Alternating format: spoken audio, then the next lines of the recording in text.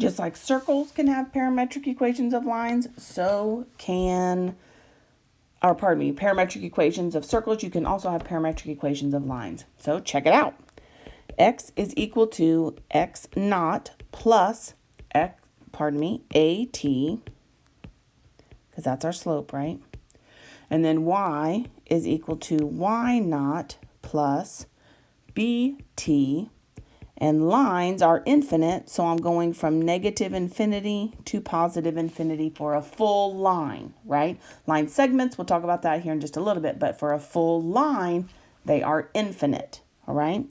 So let's think about this. If I'm looking at this same concept here, y equals mx plus b. So next to the variable is my slope. The same thing happens with these parametric equations. My slope is still y's over the x's. It's that b over a. It's in front of that variable there, y's over the x's, so the same thing is happening.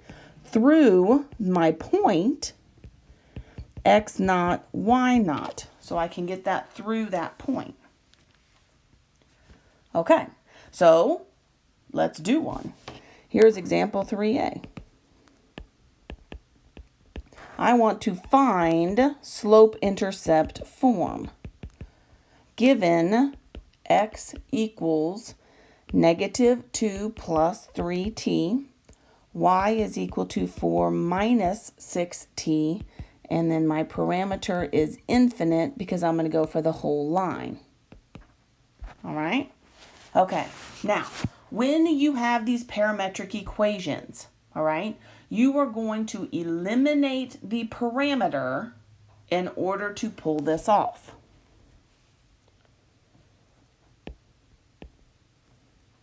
Try again.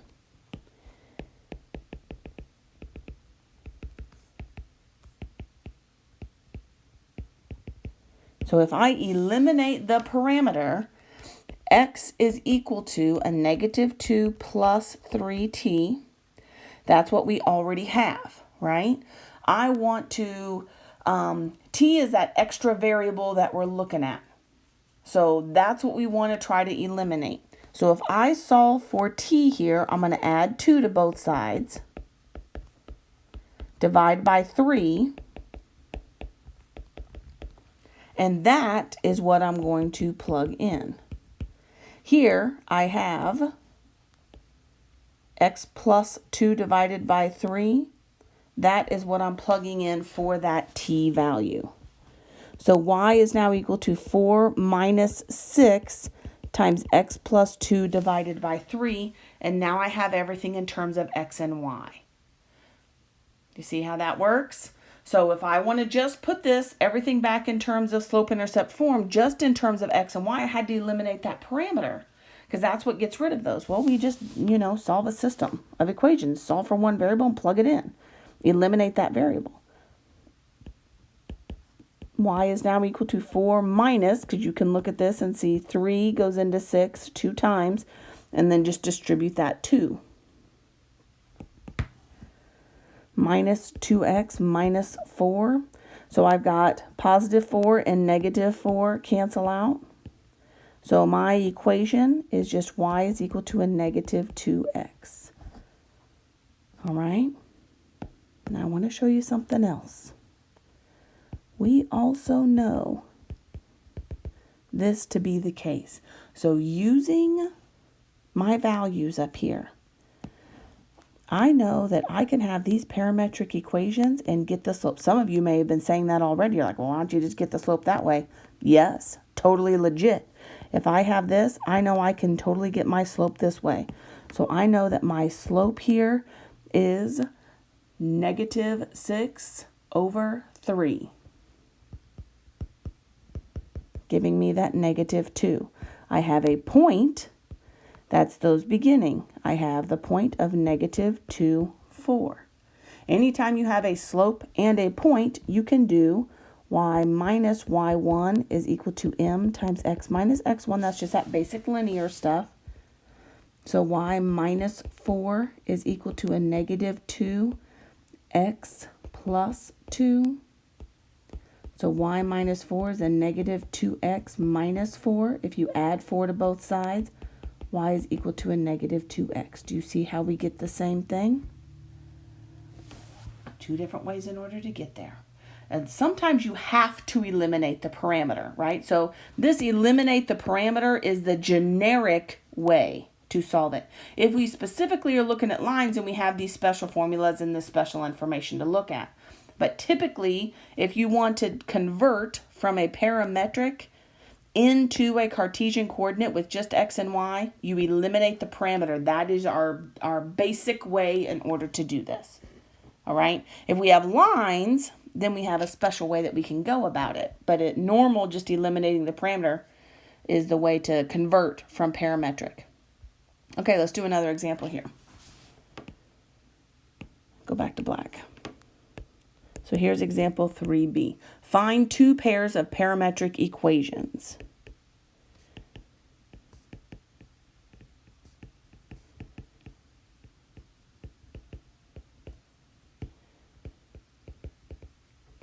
All right, so I have a slope here of 1/3, and I have a point of 2, 1.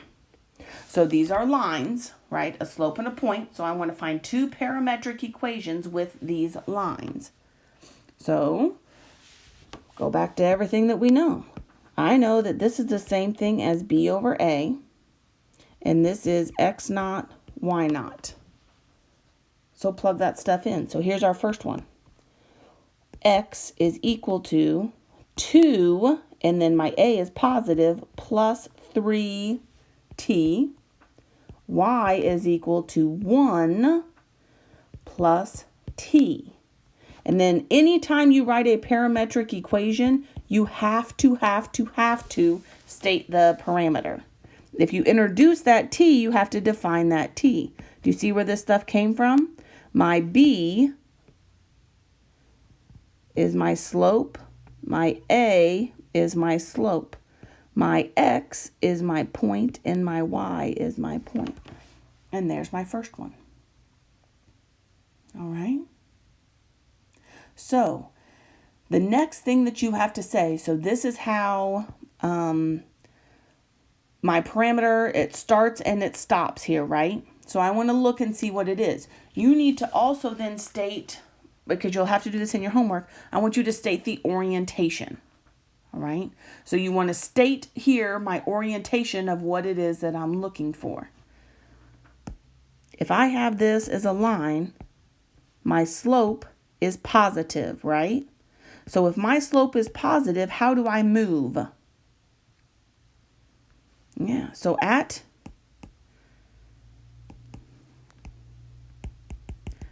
t is equal to 0, I am looking at my point. So if this is 0, I'm looking at my point here of 2, 1. From the point 2, 1, then A and B are both positive. So I'm looking at those being positive. My slope goes up and to the right.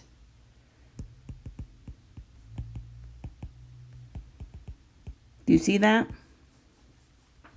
So my slope is going up, so my orientation is rising to the right. This told me I needed to find two pairs. Interesting, right? Is this the same thing?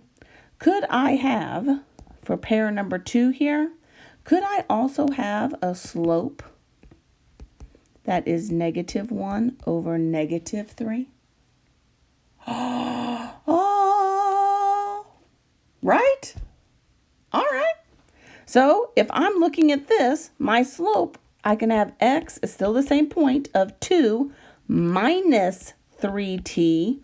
Y is equal to 1 minus t. So my slope here is going to be a -1 over -3. Again, this is a full line, so you have to identify that parameter. But what's the orientation of this little beauty? Yes, the same thing that your slope would be, right? Down and to the left.